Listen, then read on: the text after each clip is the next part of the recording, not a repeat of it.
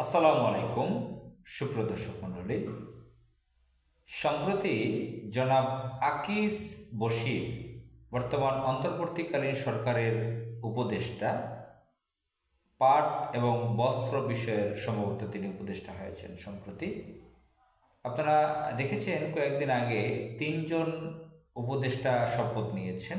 জনাব মাহফুজ আলম, ছাত্র আন্দোলনের একজন সমন্বয়ক, যিনি ইতিপূর্বে অল্প কিছুদিনের জন্য প্রধান উপদেষ্টা সচিবও নিয়োগ হয়েছিলেন, সচিবের দায়িত্বে ছিলেন, এবং মুস্তাফা সরোয়ার ফারুকী, একজন নাট্যকার এবং চরম বিতর্কিত শাহবাগী হিসেবে পরিচিত, এবং আকিস গ্রুপের অন্যতম একজন মেম্বার সদস্য জনাব মরহুম আকিস সাহেবের পুত্র আকিস বশির। তিনি ব্যবসায়ী। তো এই তিনজন যখন শপথ গ্রহণ করলেন তখন চরম সমালোচনা হয়, বিশেষ করে আকিস বশির এবং মোস্তফা সরোয়ার ফারুকীকে নিয়ে বেশি হয়েছে। তো আকিস বশিরকে নিয়ে কী ধরনের সমালোচনা হয়েছে? একজন ব্যবসায়ী, তার নামে সম্ভবত হত্যা মামলা ছিল এবং তার ভাই আওয়ামী লীগের এমপি ছিল। এখন তিনি সম্প্রতি একটি সেমিনারে, একটি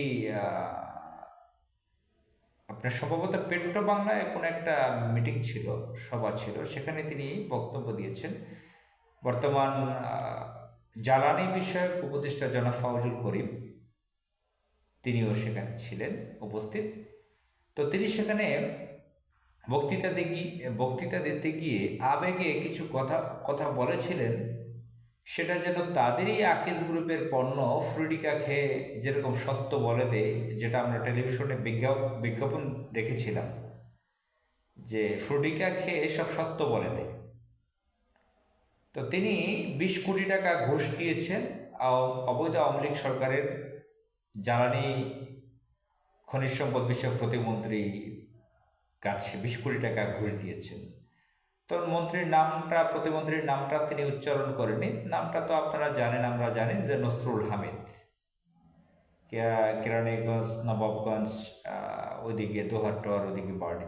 তার বাবা আওয়ামী লীগের নেতা ছিল, চরম বাটপার, সন্ত্রাস, হাজার হাজার কোটি টাকা লুটপাট করেছে, বহু জমি দখল করেছে মানুষের। তো যাই হোক, এই ঘুষ দিতে গিয়েও নাকি তাকে জায়গায় জায়গায় ঘুষ দিতে হয়েছে। পেট্রো বাংলায় তার বিভিন্ন ধরনের তিক্ত অভিজ্ঞতার কথা তুলে ধরেছেন। মিনিমাম যে ইজ্জত সম্মানটা পাওয়ার কথা ছিল একজন ব্যবসায়ী হিসেবে, যে তিনি একজন এডুকেটেড পারসন, সেটা তিনি পাননি। তার বক্তৃতার মতো কিছু ইংরেজিও ছেড়েছিলেন। তো তিনি 20 কোটি টাকা ঘুষ দেওয়ার জন্য তাকে বারবার জি স্যার বলতে হয়েছে এবং অনেক সময় স্তুতি গাইতে হয়েছে আওয়ামী লীগ সরকারের, নিজের অনিচ্ছা সত্ত্বেও নিজের মস্তিষ্কের বিরুদ্ধে গিয়েও স্তুতি গাইতে হয়েছে। 40 কিলোমিটার জায়গা তার শিল্প কারখানায় গ্যাস নেওয়ার জন্য পাইপলাইন বসাতে হয়েছে, সেই রাস্তা কাটার জন্য যে অনুমোদন, তার জন্য 20 কোটি টাকা ঘুষ দিতে হয়েছে, এবং অনেক জায়গায় তাকে হেনস্থার শিকার হতে হয়েছে। প্রতিমন্ত্রীর বাড়ির সামনে বৃষ্টিতে ভিজেছেন তিনি। এই 20 কোটি টাকা ঘুষ দিতে গিয়ে তাকে মন্ত্রীর কাছে অপমান অপদস্থের শিকার হয়েছেন, যে তাকে জি স্যার বলতে হয়েছে প্রতিমন্ত্রীকে, অবৈধ সরকারের প্রতিমন্ত্রীকে।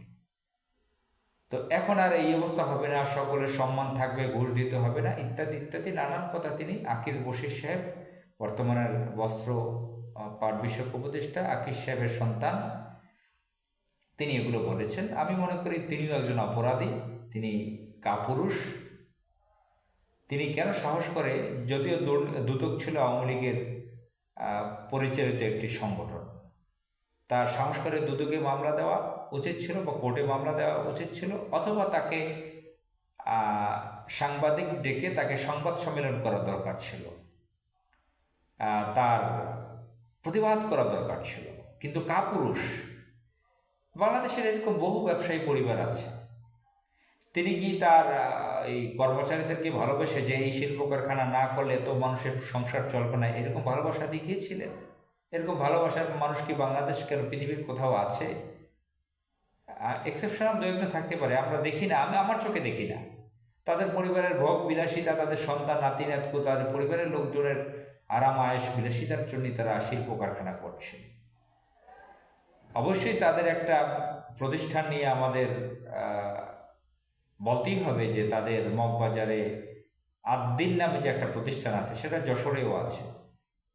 এই আদ্দিন প্রতিষ্ঠান হসপিটাল, এটা সুনাম মানুষের মুখে মুখে। আমি ব্যক্তিগতভাবে সেটার খুবই প্রশংসা করি। অনেক মানুষকে বলে সেখানে যে চিকিৎসা নেওয়ার জন্য, নারীদেরকে, অনেক ভাইদেরকে বলে তাদের স্ত্রীদেরকে সেখানে যাতে নিয়ে চিকিৎসা করে। তারা তাদের পরিবারে এই একটা প্রতিষ্ঠান করেছে, যেটার জন্য আল্লাহ তার পিতাকে হয়তো যাজা দান, মৃত্যুর পরে যে মানুষের কিছু রেখে যায়, তার সন্তানরা যেটা করে পিতার নামে, তো সেটা আল্লাহ তাআলা তার নামে যাতে সওয়াব দেয়, সেটা আমরা কামনা করি। কিন্তু তিনি ঘুষ দিয়েছেন, তিনিও তো একজন অপরাধী। তিনি কিভাবে সেটা আবার সাহস করে, গর্ব করে সেটা বলেন? তার তো বিচার হওয়া উচিত এর জন্য। এবং তিনি কোন ধরনের কাপুরুষ, তিনি স্যার বললেন, আবার ঘুষ দিতে বাধ্য হলেন, ঘুষ দিলেন। সুতরাং এ ধরনের কাপুরুষদের এই কথাগুলো আমার কাছে খুবই বিশ্রী লাগে। এই কথাগুলো, এ ধরনের কাপুরুষ দিয়ে বাংলাদেশ পরিপূর্ণ। এখন উপদেষ্টা বানিয়ে দিচ্ছে, মন্ত্রী পদমর্যাদা, এখন খুশিতে গদগদ হয়ে আবেগে সব বলে দিচ্ছে এসব কথা। আমি এগুলোকে রাবিশ বলতে চাই এদেরকে। আসসালামু আলাইকুম।